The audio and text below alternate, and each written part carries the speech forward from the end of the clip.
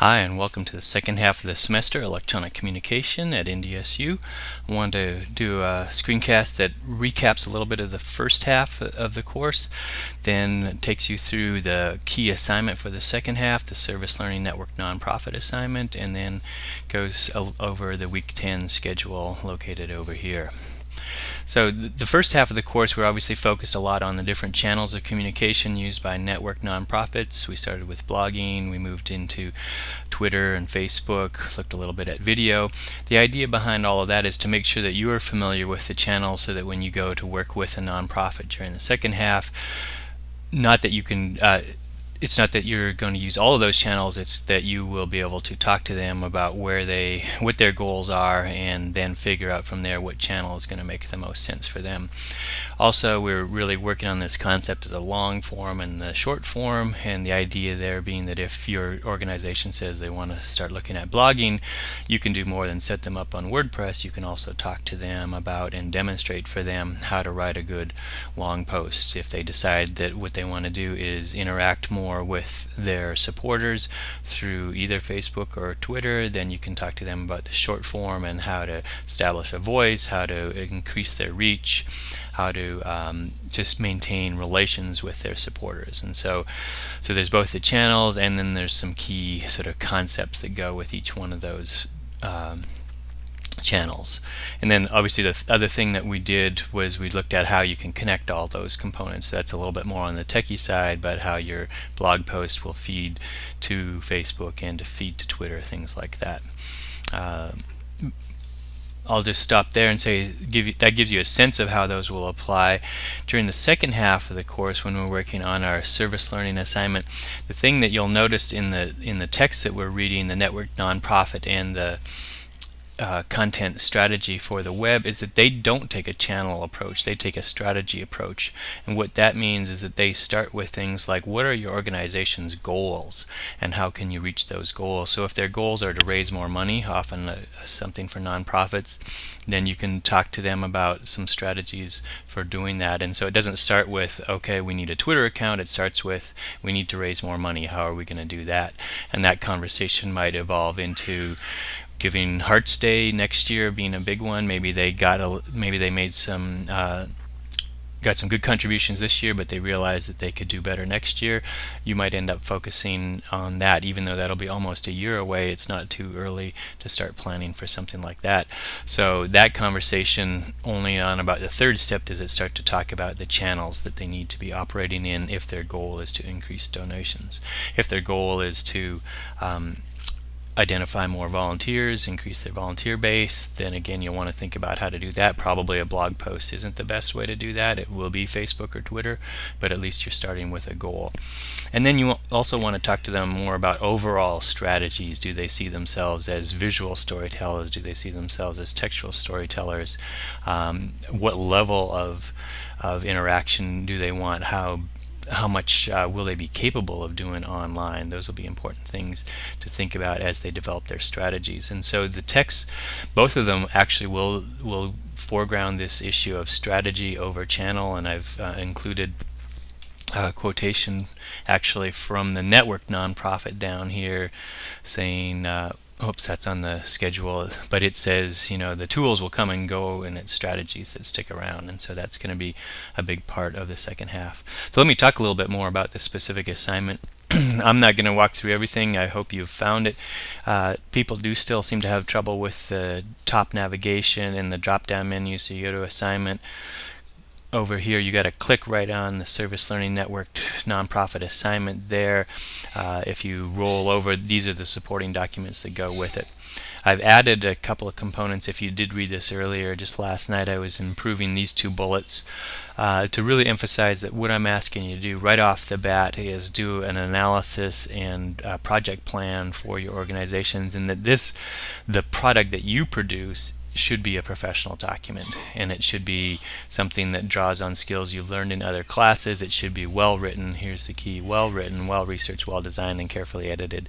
You're probably looking at turning in something like a 10 to 12 page document for an organization that you might be thinking that's overkill, they just want to know some quick and dirty things, but you also want to recognize that this is about educating your nonprofit. And I don't mean that in a patronizing way, but assuming you're working with an organization that isn't very far along with social media, you want to both assess what they've done, help them understand what they could do, but also help them understand why they're doing that, and really flesh out for them the whole things that go back to strategy and goals, why they would even be on these different platforms or different channels to begin with.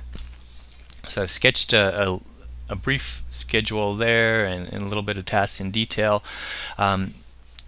What I've put over here are supplemental documents. So you might be wondering, how do I write a 10 or 12 page report about this? This should be like 5 bullet points. Do this, do that, do that, do that.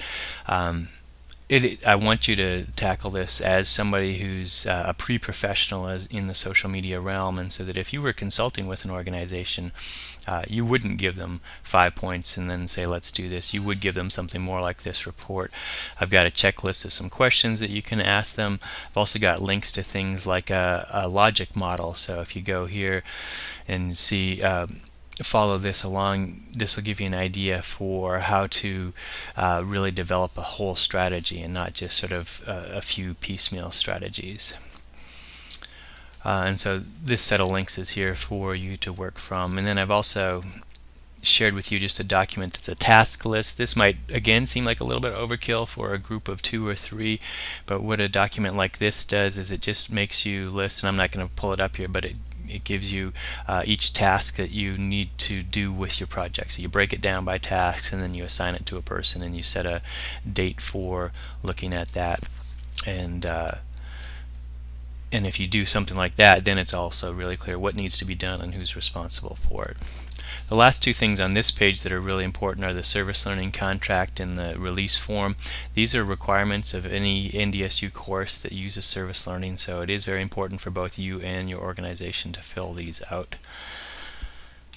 Okay, so that's the key, and then the other support documents down here. I won't walk you through all of those, but just pay attention to the navigation, recognize that the assignment itself is right here, and that the drop downs that come out of there are support documents that go with the assignment. To get started this week, I've set up the typical course plan, and I'm using the same format. I've got a visitor here. Do you want to say hello, Agat? Hello, Agat. Oh, okay. I've got the typical plan set up here with the goals and the reading assignments. I'm asking you to take a look at the first couple of chapters in each of the 2 main texts, as well as follow some of our authors through Twitter and on their blogs. Let me spend just a minute on the blog essay itself. So to make all of this content analysis stuff more concrete for you, what I'm asking you to do for your blog essay number 7 is do a content analysis of Charity Water. We've looked at this organization before. They're typically identified as one of the leaders in social media. But to do a content analysis does not mean to just come in and do an analysis of here's their Web 1.0, their website, here's their Twitter, here's their Facebook. It's really so it's not about just identifying the channels. It's trying to identify, kind of reverse engineer the strategies that they seem to be using and that carry out across each of these mediums. And I'll say very quickly, I think you'll get a sense that one of their strategies is to communicate visually. They do it through great photos there. You can see it set up here. Photos are very important to them, although also different photos and different components. If you go down and look at their posts, almost every one of their Facebook posts includes a significant visual component. And that's consistent with what I think we learned in Social Media for Social Good. And so that's where everything's going to start to come together for you, I hope, as you look at these things. And so look at that, look at their website as a whole, get a sense of what their strategy, what message it is they're trying to get out, and how they get that message delivered consistently. And you'll see there's actually quite a bit of repetition on this page, which is interesting. I'd encourage you to spend some time thinking about how that feeds into a strategy and whether or not those same messages get repeated here and here. Alright, so we're trying to look at the level beneath the channels and get a sense of what this organization's communication strategy is and how it plays out in the different channels. So that's going to be the blog essay number 7. Back on the assignments page, I think I actually changed these and called them something like project reports in the second half, project blogging, 6 posts in 7 weeks. But I think just for clarity's sake, let's keep calling them blog essays. And you can see I got a little bit of work to do to fill in these. But if we do that, keep categorizing them in your personal blogs under blog essay, and that'll be easier for me to find.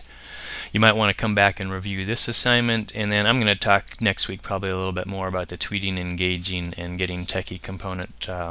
We got a little behind and off track there, but I'll update that a little bit and tell you where we're going. So this video hopefully will appear here eventually, and your teams will get moving this week, and we'll get off to a great start. Very important to get started on this, because you do have to work with multiple people's schedules, and so staying on top of this project and staying in contact with your group members as well as your organization becomes very important. Good luck second half. Looking forward to working on this project with you. And see you Thursday at the Google Hangout.